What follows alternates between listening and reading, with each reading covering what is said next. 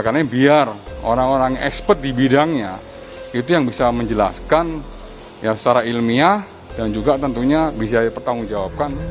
Kuasa hukum Brigadir J mandokon pihakna ngamam persiapon Sabtu lu halak lo bergabung tu otopsi ulang jenazah Brigadir J alai natar pilit holan sahalak. Jangan lupa subscribe YouTube channel Toba TV dan pastikan untuk menyalakan lonceng notifikasinya.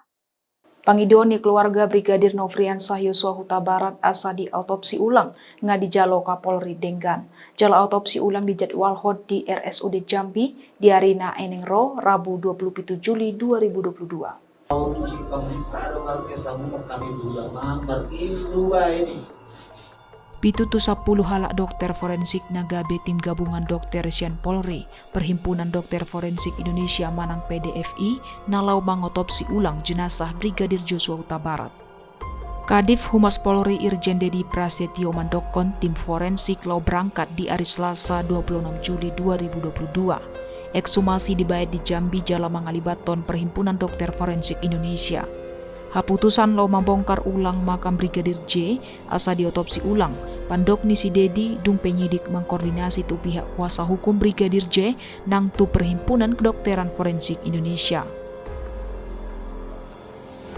Biar betul-betul hasil otopsi ini clear dan mengurangi stigma-stigma yang beredar di masyarakat, spekulasi yang beredar di masyarakat, adanya kekerasan, adanya luka-luka yang diakibatkan oleh benda-benda lain. Nah, itu mengurangi spekulasi seperti itu. Karena biar orang-orang expert di bidangnya itu yang bisa menjelaskan ya secara ilmiah dan juga tentunya bisa dipertanggungjawabkan. Kuasa hukum Brigadir J mandokon pihakna ngamam persiapon Sabtu lu halak lo bergabung tu otopsi ulang jenazah Brigadir J alai natar pilit holan sahalak. Panglima TNI Jenderal Andika Perkasa P siap do membantu sambil mengawasi objektivitas pelaksanaan otopsi ulang jenazah Brigadir J. Permintaan misalnya tenaga dokter, rumah sakit, saya pasti siap. Ini kan kemanusiaan. Apa saja. Nah, tetapi memang saya ingin memastikan detailnya supaya apa? Supaya saya sendiri bisa mengawasi.